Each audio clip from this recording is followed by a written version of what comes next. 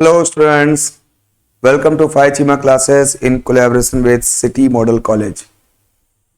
आज हम लोग क्लास 10th में जो सेकेंड चैप्टर पढ़ रहे हैं वर्क पावर एंड एनर्जी का, उसके लास्ट सेगमेंट पर बात करेंगे, यानी एनर्जी कंजर्वेशन पर, और उसको लेकर कुछ क्वेश्चंस करेंगे।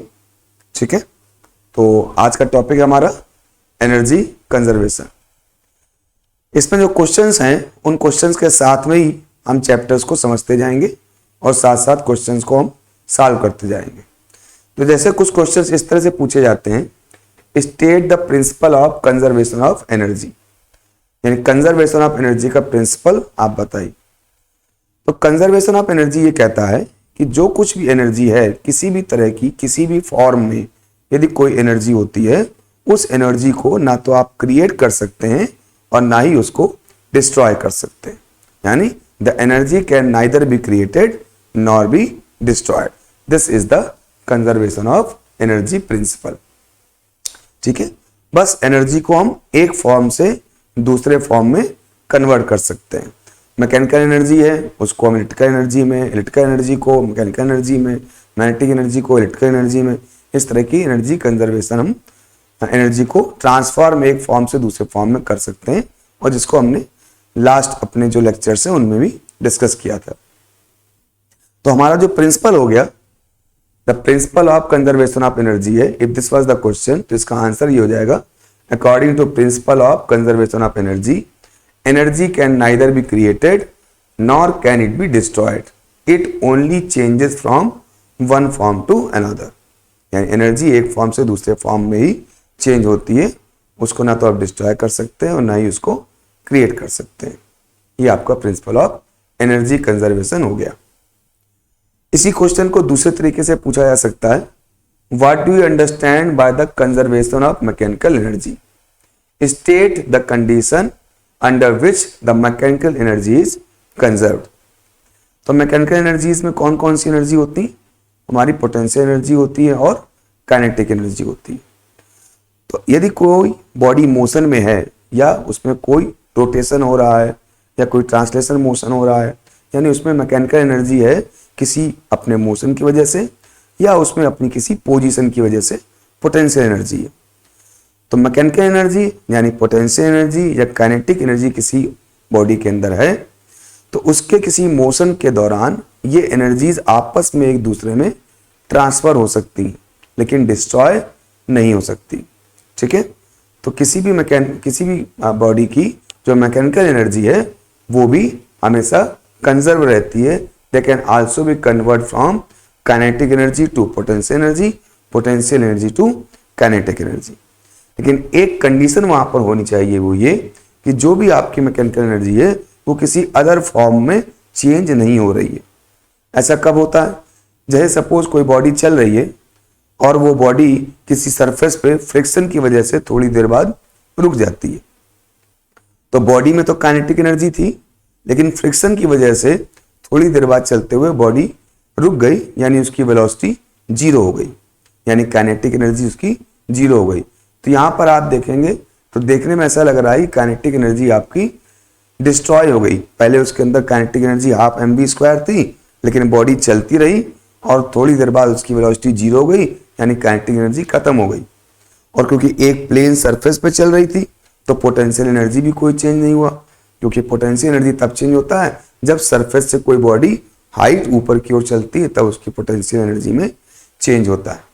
लेकिन यदि कोई बॉडी एक ही सरफेस पे, प्लेन सरफेस पे, हॉरिजॉन्टल सरफेस पे वो चल रही है और फ्रिक्शन की वजह से उसकी वेलोसिटी जीरो हो जाती है, तो काइनेटिक एनर्जी वहां पर हाफ mv² से कन्वर्ट हो गई, क्या हो गई? जीरो, यानी डिस्ट्रॉय हो गई। लेकिन यहां पर एनर्जी कंजर्वेशन का लॉ यहां भी होल्ड कर रहा है। क्यों?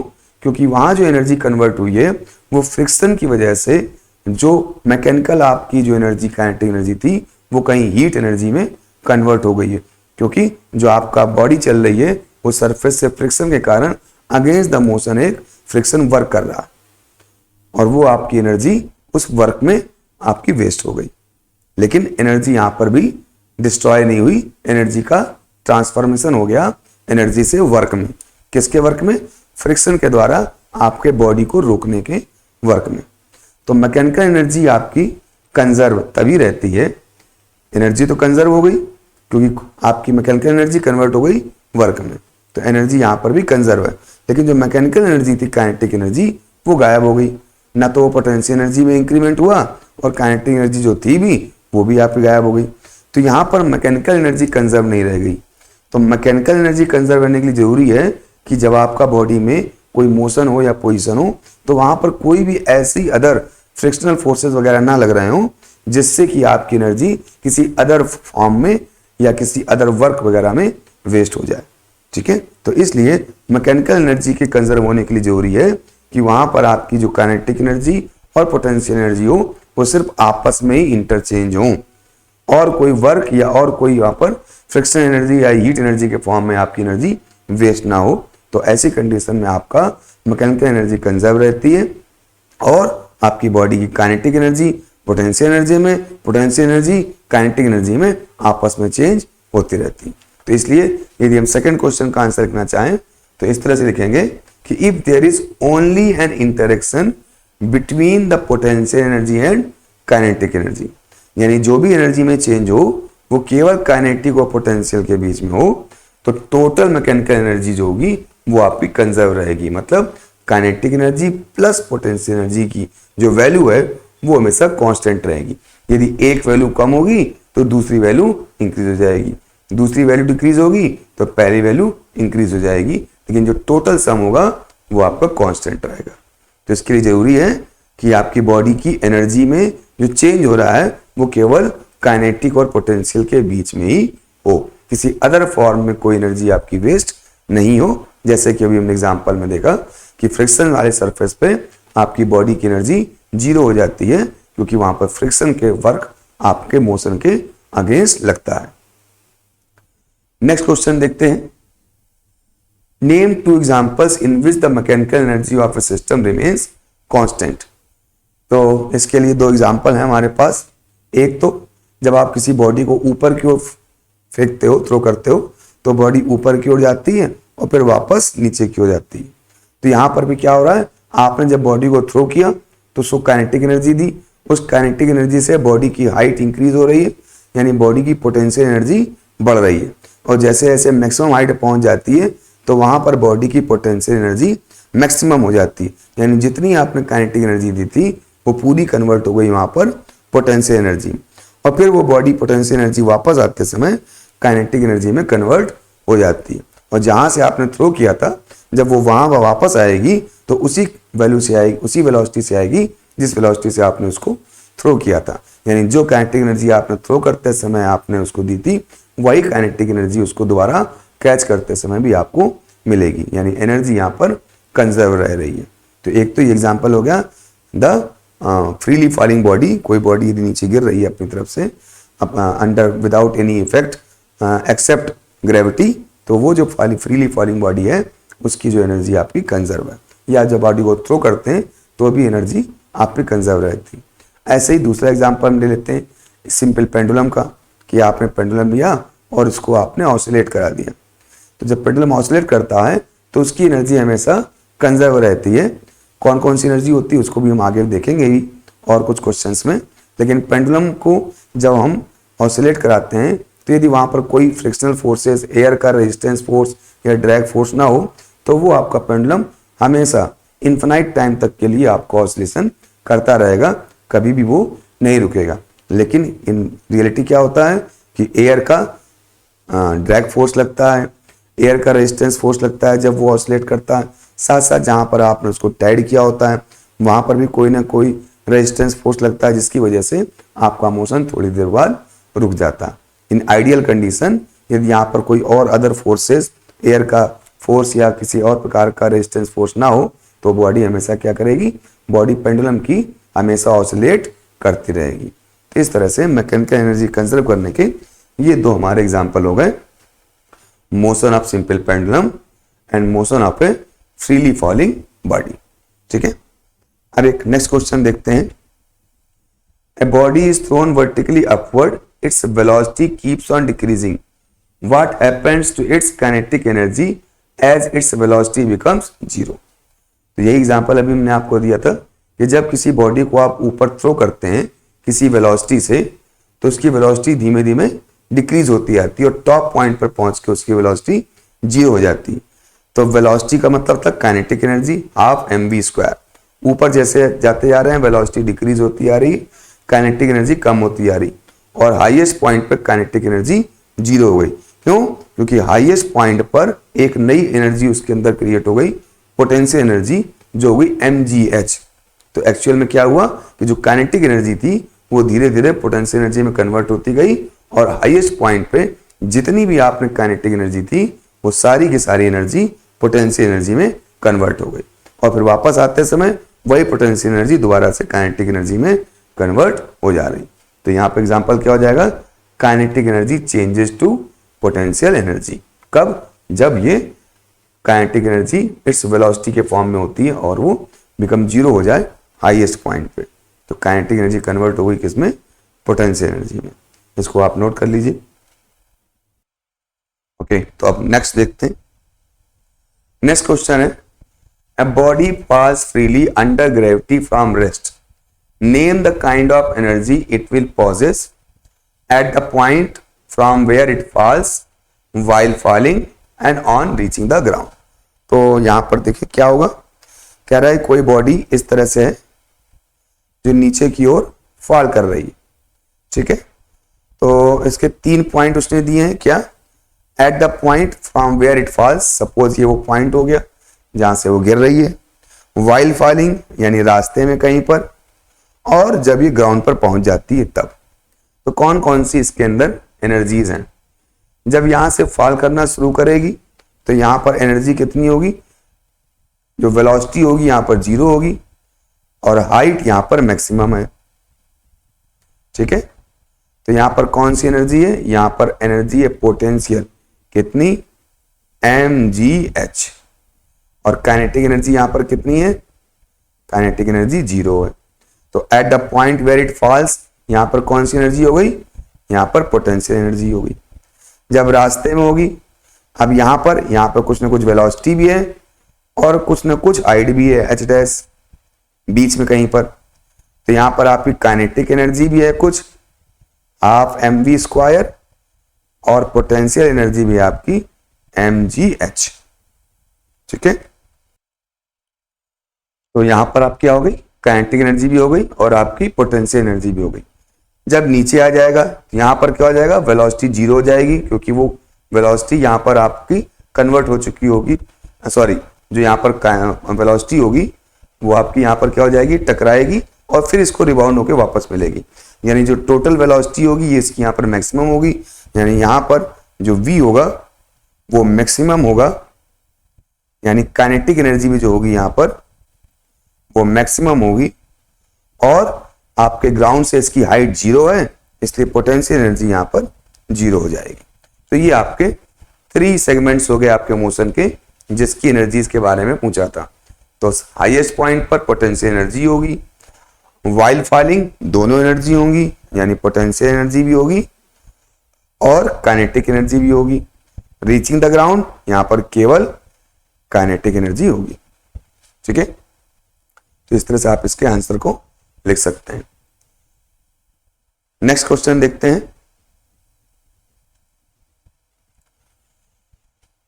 How that the sum of kinetic energy and potential energy i.e. total mechanical energy is always conserved in the case of a freely falling body under gravity with air resistance neglected from a height h by finding it when the body is at top, the body has fallen in distance x, the body has reached the ground। तो यहां पर हमें उस चीज को निकालना है कि जब कोई बॉडी फॉल करती है ड्यू टू ग्रेविटी तो किस तरह से उसकी जो एनर्जी है, टोटल मैकेनिकल एनर्जी है, वो कंजर्व रहती है। ठीक है, और हमें डिफरेंट पॉइंट्स पर यहाँ पर काइनेटिक एनर्जी और पोटेंशियल एनर्जी को निकालना भी है, जो उसकी मैकेनिकल एनर्जीज है। ठीक, जो पिछला क्वेश्चन था उसी को पूछा गया है, बस यहाँ पर उस एनर्जीज को निकालने की बात भी कही गई है और ये शो करने की बात भी कही गई है कि शो करिए कि यहाँ पर देखिए टोटल मैकेनिकल एनर्जी हमारी कांस्टेंट है, चेंज नहीं हो रही है। ठीक है, तो आइए इसके लिए हम एक पहले फिगर बनाते हैं। जैसे ये हमारा फिगर हो गया कि सपोज कोई बॉडी ए पर है, तो ए पर हमको पता है जब यहां से उसको रिलीज करेंगे तो उसकी जो इनिशियल वेलोसिटी होगी वो 0 होगी, यानी उसमें सिर्फ पोटेंशियल एनर्जी होगी उसकी हाइट की वजह से, h हाइट उसकी किसी समय, तो केवल पोटेंशियल एनर्जी है mgh। वेलोसिटी 0 है तो काइनेटिक एनर्जी 0 है। तो टोटल एनर्जी यहां पर कितनी हो गई, टोटल एनर्जी इन दो का सम हो गया। तो हम यहां पर लिख देंगे एट पॉइंट ए, तो एट पॉइंट ए पर जो हमारा टॉप पॉइंट है, तो at point A total mechanical energy कितनी हो जाएगी, तो टोटल एनर्जी हमें लिख देंगे टीई इज इक्वल टू हो जाएगा पोटेंशियल एनर्जी प्लस आपकी काइनेटिक एनर्जी। तो पोटेंशियल एनर्जी यहां पर कितना है, mgh है, तो mgh, और काइनेटिक एनर्जी यहां पर कितनी है, 0। तो इस तरह से टोटल एनर्जी आपकी हो गई mgh। तो एट पॉइंट ए की बात करेंगे तो एट पॉइंट ए पर जो टोटल एनर्जी हो गई वो आपके निकल के आ गई mgh। अब ये x डिस्टेंस नीचे आ गई है, जब x डिस्टेंस नीचे आएगी तो ड्यू टू ग्रेविटेशनल एक्सेलरेशन इसमें कुछ वेलोसिटी भी गेन कर ली होगी। जब वेलोसिटी गेन कर ली होगी तो उसकी वजह से कुछ ना कुछ इसमें काइनेटिक एनर्जी भी होगी, और साथ साथ अभी भी कुछ ना कुछ ये हाइट पर है तो उस हाइट की वजह से पोटेंशियल एनर्जी भी होगी। तो अब हम क्या करेंगे, बी पर निकालेंगे कि बी पर कितनी काइनेटिक एनर्जी है और बी पर कितनी पोटेंशियल एनर्जी, और फिर उनको टोटल को सम करेंगे और देखेंगे कि टोटल एनर्जी कितनी आ रही है। ए पॉइंट पर तो टोटल एनर्जी कितनी है, mgh। अब बात करते हैं एट पॉइंट बी पे। एट पॉइंट बी, तो बी पर जब हम काइनेटिक एनर्जी निकालना चाहते हैं तो पहले तो यहां पर वेलोसिटी निकालनी चाहिए। तो वेलोसिटी कैसे निकालेंगे, तो वेलोसिटी निकालते हैं, let velocity at b is v। Suppose कर लिया b पर वेलोसिटी है v, तो यहां पर कितनी डिस्टेंस ये ट्रेवल किया हुआ है, x डिस्टेंस ट्रेवल किया है ऊपर से नीचे। तो हमको फॉर्मूला लगाना होगा ऐसा जिसमें हम डिस्टेंस की वैल्यू पुट कर सकें, ग्रेविटेशनल एक्सेलरेशन g की वैल्यू पुट कर सकें, और इनिशियल वेलोसिटी की वैल्यू पुट कर सकें, और हम वेलोसिटी निकाल सकें। तो हमारे पास एक फॉर्मूला है v square is equal to u square plus 2as, जिसमें हम इनिशियल वेलोसिटी रख सकते हैं, एक्सेलरेशन रख सकते हैं, और डिस्प्लेसमेंट रख सकते हैं, और फाइनल वेलोसिटी v को निकाल सकते हैं। तो यहां पर अप्लाई करेंगे फॉर्मूला, बिकॉज ऑफ फॉर्मूला कौन सा, v square is equal to होता है u स्क्वायर प्लस 2as। जब इसको अप्लाई करेंगे तो v तो हो गया आपका final velocity v square, initial velocity क्या थी यहां पर इनिशियल वेलोसिटी आपकी 0 थी, तो इनिशियल वेलोसिटी 0 हो गई, 0 स्क्वायर प्लस 2, ए का मतलब यहां पर क्या है, ए का मतलब यहां पर एक्सेलरेशन से, और एक्सेलरेशन यहां पर कौन सा होता है, ग्रेविटेशनल एक्सेलरेशन, उसको क्या कहते हैं, जी कहते हैं। तो ए की जगह हम क्या लिख देंगे, जी लिख देंगे। और एस का मतलब क्या है, एस का मतलब कितना आपने डिस्प्लेसमेंट किया है, तो हमने डिस्प्लेसमेंट कितना किया हुआ है, एक्स किया हुआ है, तो यहां पर हमने एक्स लिख दिया।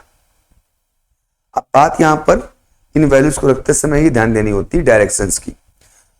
जिस डायरेक्शन में एक्सेलरेशन है नीचे की ओर, उसी डायरेक्शन में आपका डिस्प्लेसमेंट भी है नीचे की ओर। एक्सेलरेशन भी नीचे लग रहा है और बॉडी भी आपकी नीचे की ओर लग रही, इसलिए दोनों ही सेम डायरेक्शन में है, इसीलिए हमने दोनों को पॉजिटिव लिया हुआ है, ये मानते हुए कि नीचे की डायरेक्शन को हम पॉजिटिव मान रहे हैं। जब नीचे की डायरेक्शन को पॉजिटिव मानेंगे तो एक्सेलरेशन और डिस्प्लेसमेंट दोनों ही आपके यहाँ पर पॉजिटिव रहेंगे, और इसीलिए यहाँ पर पॉजिटिव साइन बना हुआ है। तो इस फॉर्मूले से अब हमने v square is equal to क्या आ गया, 2gx, तो v इज इक्वल टू क्या आ गया, अंडर रूट 2gx आप लिख सकते हैं। तो हमने वेलोसिटी निकाल ली आपके इस बॉल की या बॉडी की, कब, जब वो x हाइट गिर के यहां पर आ गई है। तो इस एट पॉइंट b पर जो वेलोसिटी v1 है, यदि हमने v1 कहे यहां पर, इसको हम v1 मान ले, जैसा कि हमने यहां लिखा हुआ है, यदि वेलोसिटी v1 है तो वो v1 कितनी हो जाएगी, वो v1 हो जाएगी आपकी रूट 2gx। आप v को v1 कहते हैं जिससे कि फिगर से हमारी वेलोसिटी मैच कर जाए। ये तो इस तरह से b पॉइंट पर वेलोसिटी कितनी हो गई, √2gx। कौन सा फॉर्मूला लगाया? v square is equal to u square plus 2as। इस फॉर्मूले को हम लगा सकते हैं क्योंकि ग्रेविटेशनल एक्सेलरेशन भी पता है, डिस्प्लेसमेंट भी पता है और इनिशियल वेलोसिटी भी हमको पता थी जब a से b की ओर वो गिर रहा है। अब आपकी वेलोसिटी पता हो गई। जब वेलोसिटी पता हो गई तो यहाँ की काइनेटिक एनर्जी भी हम लिख सकते हैं। तो काइनेटिक एनर्जी कितनी हो जाएगी? Kinetic energy at point B पर काइनेटिक एनर्जी। तो उसका फॉर्मूला काइनेटिक एनर्जी का क्या होता है? सिंपल हाफ m और वेलोसिटी का स्क्वायर, वेलोसिटी v1 है तो हाफ m और v1 स्क्वायर की वैल्यू पुट करें तो v1 इज इक्वल टू ये, और v1 स्क्वायर क्या था? 2gx था। ऑब्वियस है, जब स्क्वायर करोगे तो रूट हट जाएगा। तो v1 स्क्वायर क्या था? 2gx। तो आप v1 स्क्वायर की जगह 2gx लिख सकते हैं। तो हमने यहां पर लिख दिया 2gx। अब 2 से तो 2 कैंसिल हो गया, सिंपली क्या आ गया? mgx आ गया। यानी काइनेटिक एनर्जी पॉइंट बी पर कितनी आ गई आपकी? mgx। ठीक, अब बात करते हैं पोटेंशियल एनर्जी की। अब potential energy at point B क्या होगा उसको लिख लेते हैं। Potential energy at point B. तो पोटेंशियल एनर्जी का फॉर्मूला क्या होता है? उसका फॉर्मूला होता है mgh। h का मतलब होता है डिस्प्लेसमेंट। ये जो h है, इस h का मतलब क्या होता है? आपका जमीन से कितनी हाइट पर है। ठीक है, यहां जो h होता है वो h क्या होता है कि आपकी बॉडी फ्लो ग्राउंड से कितनी हाइट पर है। तो जब जमीन से a पॉइंट पर था तो बॉडी जमीन से h हाइट पर थी, टोटल h हाइट पर। तो पोटेंशियल एनर्जी आपकी mgh हो गई। अब इस समय जो आपकी बॉल है या बॉडी है वो जमीन से कितनी हाइट पर है? x हाइट नीचे आ चुकी है, टोटल हाइट h है, तो अब जमीन से कितनी बची? h minus x। तो अब आपकी जो हाइट है बॉल की ग्राउंड से वो कितनी है? h minus x। यानी h की जगह क्या लिख देंगे आप? h की जगह आप h माइनस x लिख देंगे। तो ये आपकी पोटेंशियल एनर्जी हो गई। तो इस तरह से आपने काइनेटिक एनर्जी और पोटेंशियल एनर्जी को निकाल लिया। टोटल एनर्जी कितनी हो गई? आप इन दोनों को सम करिए तो यहां से टोटल एनर्जी निकल आएगी। So total energy at B, तो इसका मतलब पोटेंशियल और काइनेटिक दोनों को सम कर देंगे। सम कर दीजिए तो देखिए mgx प्लस mgx क्या हो गया? mgx तो काइनेटिक एनर्जी हो गया। पोटेंशियल एनर्जी कितना है? mgh minus x। इसको ओपन करिए तो mgh और माइनस mgx हो जाएगा। तो यहां पर आप क्या लिखेंगे? प्लस का तो हो गया mgh और माइनस का हो गया mgx। अब ये mgx कैंसिल हो गया तो फाइनली कितना आ गया आपका? mg और h आ गया। तो आपका b पॉइंट पर टोटल एनर्जी कितनी आ गई? mgh आ गई।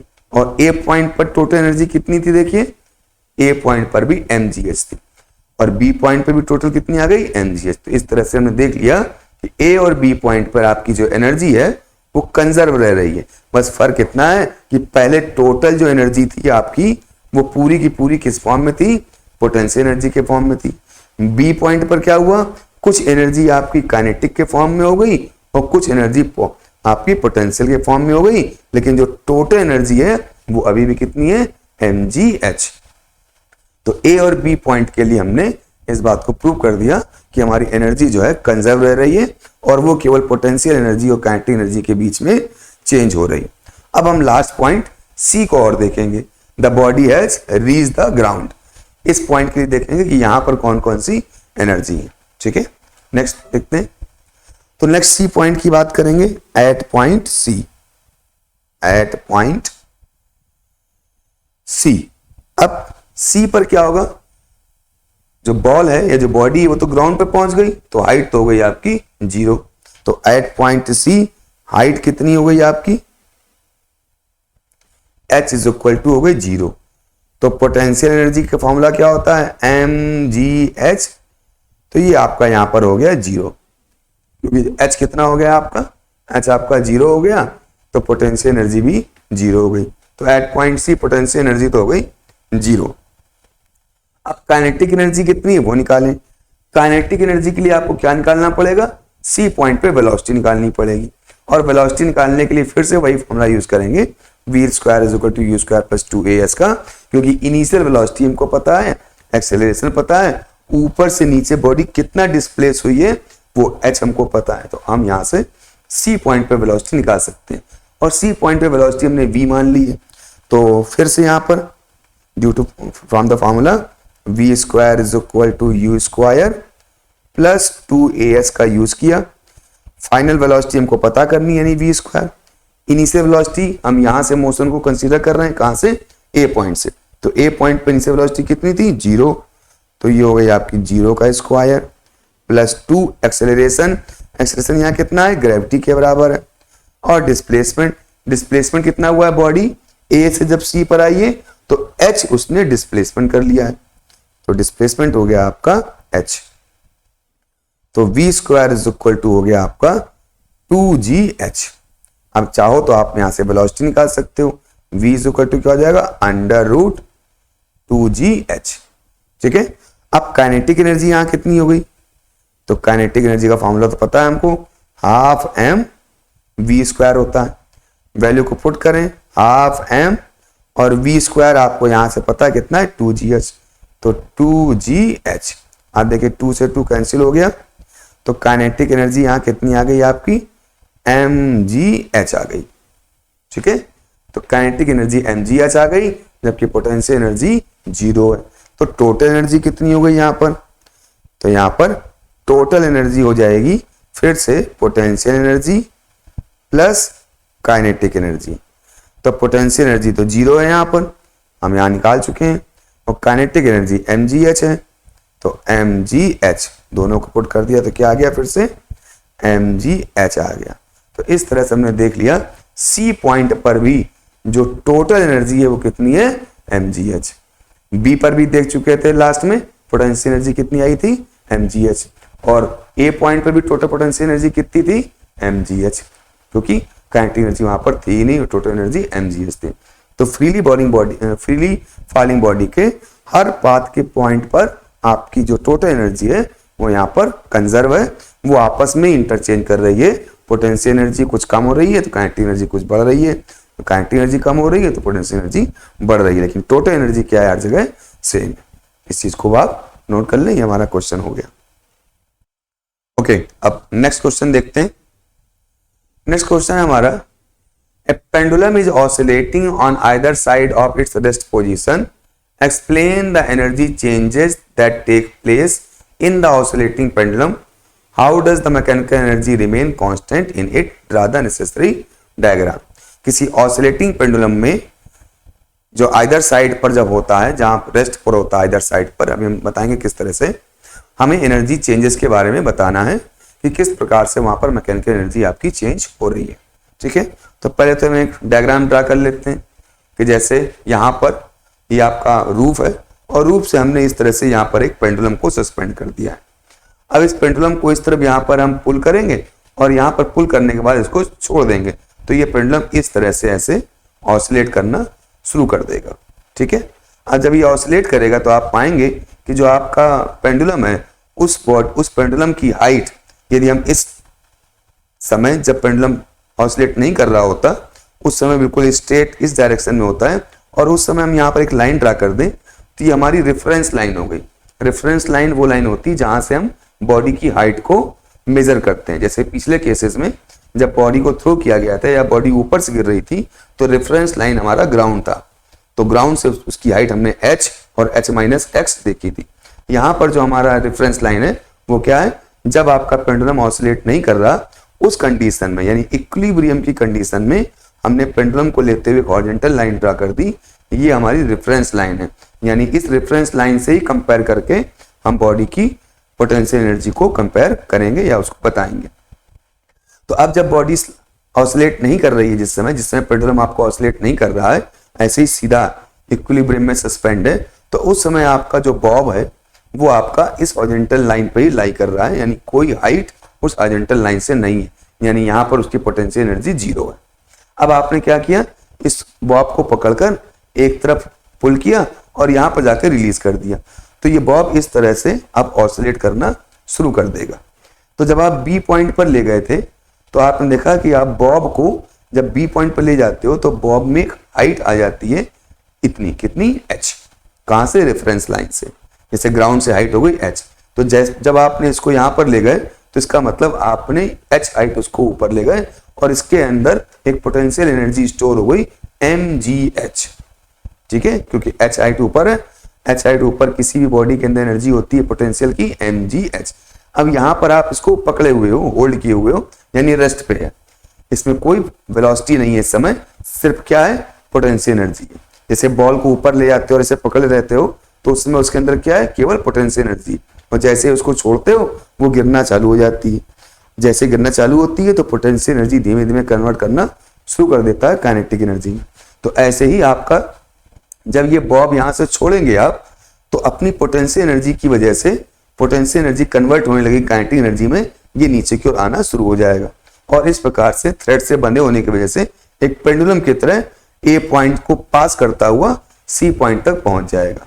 ठीक है, तो अब जब बी से आप रिलीज करोगे और बी पे केवल हाइट थी और हाइट की वजह से वहां पर केवल पोटेंशियल एनर्जी थी, यहां पर कोई काइनेटिक एनर्जी नहीं थी, लेकिन जब आपने इसको रिलीज कर दिया तो ये ड्यू टू ग्रेविटी इफेक्ट नीचे आएगा और जब पॉइंट ए पर आएगा तो यहां पर इसने कोई वेलोसिटी भी गेन कर लेनी है, क्योंकि ग्रेविटी इसको पुल कर रही है तो नीचे आते आते इसके अंदर एक वेलोसिटी भी आ जाएगी, उस वेलोसिटी से इसके अंदर काइनेटिक एनर्जी आ जाएगी। फिर उसी काइनेटिक एनर्जी की वजह से ये पॉइंट ए को पास करता हुआ आगे बढ़ता हुआ चला जाएगा और जैसे जैसे आगे बढ़ता जाएगा काइनेटिक एनर्जी कन्वर्ट होती जाएगी पोटेंशियल एनर्जी में, और जब ये मैक्सिमम हाइट पर पहुंचेगा और जहां पर इसकी वेलोसिटी 0 हो जाएगी तो वहां पर जितनी भी काइनेटिक एनर्जी इसको मिली थी यहाँ पर, वो पूरी काइनेटिक एनर्जी यहाँ पर कन्वर्ट हो जाएगी वापस से पोटेंशियल एनर्जी में, क्योंकि जिस हाइट से ये आया था उसी हाइट से ये आपका दूसरी तरफ भी उसी हाइट पर पहुंच जाएगा। ठीक है, जैसे आप झूला झूलते हैं तो एक तरफ से जितना होके आते हैं दूसरी तरफ भी उतना ही चले जाते हैं स्विंग करते हुए।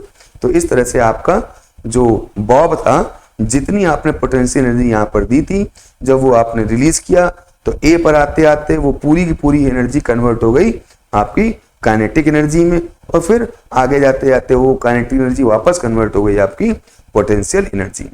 तो ये वो पूरा प्रोसेस है जिसके तरह आपके किसी पेंडुलम में मैकेनिकल एनर्जी आपकी कन्वर्ट होती रहती है, potential energy, kinetic energy, potential energy, kinetic energy, potential energy, kinetic energy, potential energy, kinetic energy.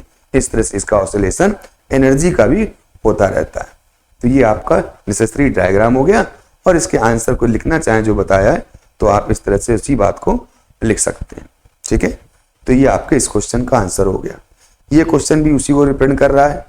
A pendulum with bob of mass m is oscillating on either side from its resting position A resting position थी और इसी के either side पर ये oscillate कर रहा है between the extremes B and C। B और C क्या है? इसकी extreme ends है, यानी मैक्सिमम जहां तक जा सकता है B पर और C पर। What is the kinetic energy K and potential energy when the pendulum is at position A, B and C? A, B और C पे पोटेंशियल एनर्जी, काइनेटिक एनर्जी क्या होगी? तो उसको मैंने आपको यहाँ पर एक्सप्लेन कर दिया है, आप चाहें तो उसी बात को लिख सकते हैं कि at position A reference point पर ही है, रेफरेंस पॉइंट से हाइट इसकी 0 है तो आपकी पोटेंशियल एनर्जी भी 0 है, लेकिन जब ऑसिलेट होके आएगा तो यहाँ पर कोई ना कोई वेलोसिटी गेन कर लेगा, यानी केवल काइनेटिक एनर्जी आ जाएगी और एनर्जी कंजर्वेशन से जो यहाँ पर पोटेंशियल एनर्जी होगी वही कन्वर्ट हो जाएगी यहाँ पर काइनेटिक एनर्जी में। यहाँ पोटेंशियल एनर्जी कितनी होगी? क्योंकि ये h हाइट पर है रेफरेंस लाइन से तो पोटेंशियल एनर्जी होगी mgh। यहाँ वेलोसिटी कोई नहीं है रिलीज करते समय तो काइनेटिक एनर्जी है 0, तो यहाँ की mgh काइनेटिक एनर्जी 0 कन्वर्ट हो जाएगी काइनेटिक एनर्जी mgh और पोटेंशियल एनर्जी 0, और फिर इसी काइनेटिक एनर्जी और मोमेंटम की वजह से बॉब आगे चला जाएगा और फिर से मैक्सिमम हाइट पर जाकर के सारी अपनी काइनेटिक एनर्जी को लूज कर लेगा और पोटेंशियल एनर्जी में कन्वर्ट कर लेगा और फिर वहां से फिर उसी पोटेंशियल एनर्जी से वापस आ जाएगा। तो यही आपका प्रोसेस चलता रहेगा और ये आपका आंसर हो गया। ठीक है, अब हम नेक्स्ट देखते हैं। Name the type of energy possessed by a bob of simple pendulum when it is at the extreme position, the mean position and between the mean and extreme position. तो इसको कैसे करेंगे चलिए देखते हैं। तो पहले तो हम अपना पेंडुलम ड्रा कर लेते हैं, फिर तरह से सिंपल पेंडुलम हमने ड्रा कर लिया उसको। अब क्वेश्चन क्या पूछ रहा है? कि कौन कौन सी एनर्जी पॉइस करता है, तो हम लोग पीछे भी देख चुके हैं कौन कौन सी एनर्जी यहाँ पर होती है, काइनेटिक एनर्जी और पोटेंशियल एनर्जी होती है आपकी। फिर क्वेश्चन पूछ रहा है एक्सट्रीम पोजीशन पे आपकी कौन कौन सी एनर्जी होंगी, तो एक्सट्रीम पॉइंट्स पर हम डिस्कस कर चुके हैं कि एक्सट्रीम पॉइंट पर वेलोसिटी नहीं होती, केवल मैक्सिमम हाइट होती है, इसलिए यहाँ पर आपकी पोटेंशियल एनर्जी ही केवल होगी। सी पर ही पोटेंशियल एनर्जी होगी और आपकी बी पर ही पोटेंशियल एनर्जी होगी। फिर आपका मीन पोजीशन है, ए पॉइंट है, और ए पॉइंट पर क्या होता है, हमने रेफरेंस लाइन यदि ए से ली हुई है तो ए पॉइंट से उसकी हाइट 0 होती है, इसलिए यहाँ पर पोटेंशियल एनर्जी आपकी 0 हो जाती है।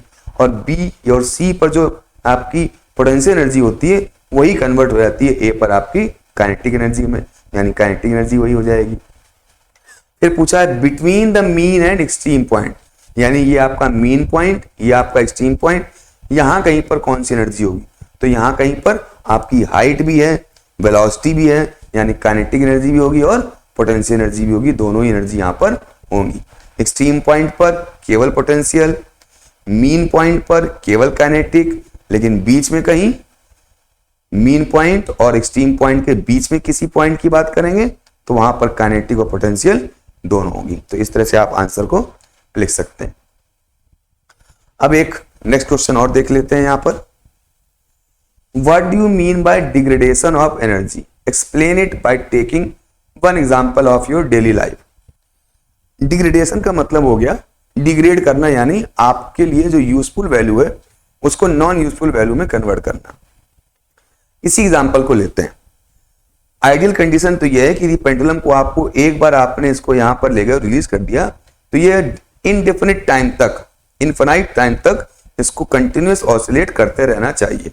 लेकिन आपको पता है कि आप किसी पेंडुलम को यदि आप शिफ्ट करके ऑसिलेट करेंगे तो थोड़ी देर बाद क्या होगा, उसका पेंडुलम का जो ऑसिलेशन है वो कम होता जाएगा और थोड़ी देर बाद वो रुक जाएगा। तो यहां पर क्या हुआ, जो हमारी काइनेटिक एनर्जी या पोटेंशियल एनर्जी थी वो कंजर्व नहीं रह गई, वो किसी न किसी वजह से डिग्रेड हो गई, यानी जो मैकेनिकल एनर्जी थी वो स्पेंड हो गई किसी और फॉर्म ऑफ एनर्जी में। क्यों स्पेंड हो गई, या तो यहाँ पर एयर का रेजिस्टेंस फोर्स लग रहा था, उस रेजिस्टेंस फोर्स ने हमेशा उसकी एनर्जी को रिड्यूस करते गए, उस रेजिस्टेंस एयर के रेजिस्टेंस के अगेंस्ट में आपके बॉब को कुछ ना कुछ हमेशा वर्क करना पड़ा जिसकी वजह से वो एनर्जी वेस्ट हो गई। या फिर जहां पर टाइड किया हुआ है आपने, यहाँ पर भी कुछ ना कुछ यहाँ पर कोई ना कोई ऐसा फोर्स लग रहा है जो इसके मोशन को ऑब्जेक्ट कर रहा है, रिस्ट्रिक्ट कर रहा है, जिसकी वजह से भी एनर्जी आपकी स्पेंड हो गई। तो इस तरह से ये जो एनर्जी स्पेंड हुई उसको हम कहते हैं डिग्रेडेशन ऑफ एनर्जी।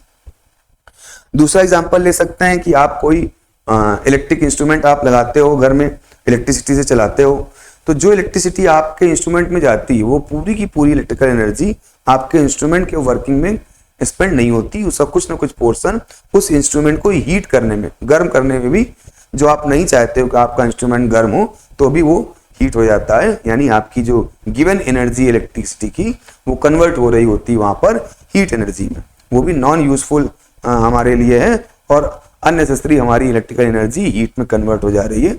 वो भी कहता है कि इलेक्ट्रिकल एनर्जी का डिग्रेडेशन हो गया, पूरी तरह से जो हमको यूज में आना चाहिए वो ना करके कुछ ना कुछ और कहीं पर यूज हो गया। तो इस तरह से किसी भी एनर्जी का नॉन यूजफुल एनर्जी में अनडिजायरेबल रूप से कन्वर्ट हो जाना आपका डिग्रेडेशन ऑफ एनर्जी कहलाता है। तो इस तरह से आप इसको नोट कर सकते हैं। The gradual decrease of useful energy due to friction ETC is called the degradation of energy. Example, when we cook food over a fire. अब आप कोई फूड है यदि आप घर में उसको कुक करते हैं अपने गैस बर्नर पे या इंडक्शन में, तो आप देखेंगे कि आपका जो वेसल है जिसमें आप खाने को बना रहे हो, जो पॉट है, वो भी आपका गर्म हो रहा है और उसका सराउंडिंग एरिया भी जो है गर्म हो रहा है। ठीक है, तो वो एनर्जी जो बाहर आपके एटमॉस्फेयर को गर्म कर रही है वो अनयूजफुल हो गई, क्योंकि वो आपके लिए वहां पर डिजायर नहीं है। आप अपने सिर्फ खाना बनाना चाह रहे थे, अपने फूड को कुक करना चाह रहे थे, उसी में एनर्जी देना चाह रहे थे, लेकिन अननेसेसरी वो एनर्जी एटमॉस्फेयर में भी रिलीज हो रही है, तो वो हो गया आपका डिग्रेडेशन ऑफ एनर्जी। ठीक है, ऐसे और भी हमने एग्जांपल बता ही दिया कि when electrical appliances are run by electricity the major part of the electrical energy is wasted in the form of heat energy, यानी बहुत सा पार्ट आपका इलेक्ट्रिकल एनर्जी का आपके इंस्ट्रूमेंट को गर्म करने में भी खर्च हो जाता है। जो पुराने इलेक्ट्रिक बल्ब होते थे, आपके इनकैंडेसेंट बल्ब होते थे, या अभी भी जो आपकी ट्यूबलाइट्स हैं या सीफेल हैं, आप देखेंगे जब इलेक्ट्रिसिटी हम सप्लाई करते हैं तो वो जो इंस्ट्रूमेंट है, जो बल्ब और ट्यूबलाइट्स हैं, वो कुछ ना कुछ हीट करने लगते हैं। यानी जो एनर्जी आपने लाइट के प्रोड्यूस होने के लिए दी थी, वो एनर्जी वहां पर उसको हीट करने में खर्च हो रही है। ऐसे ही जब किसी फैन को आप इलेक्ट्रिसिटी देते हैं तो वो हमने एनर्जी दी है मैकेनिकल फॉर्म में कन्वर्ट होने के लिए कि वो फैन घूमे। तो फैन तो घूमता ही है, लेकिन उसका जो मोटर होती है वो मोटर भी हीट कर जाती है। यानी कुछ ना कुछ इलेक्ट्रिकल एनर्जी का पार्ट मोटर को हीट करने में खर्च हो रहा है। तो वहां पर भी आपकी इलेक्ट्रिकल एनर्जी क्या हो रही है, डिग्रेड हो रही है। तो इस तरह से आज हम लोगों ने energy conservation, specially mechanical energy conservation के बारे में कुछ चीजों को देखा और उनके क्वेश्चंस को किया। नेक्स्ट टर्न पे हम इससे कुछ न्यूमेरिकल्स करेंगे और इसी के साथ ये चैप्टर हमारा 2 खत्म हो जाएगा। ओके, तो आप इस सबको नोट करिए। कोई प्रॉब्लम हो तो आप मैसेज करिए। तब तक के लिए बाय बाय, नेक्स्ट मिलते हैं, टेक केयर।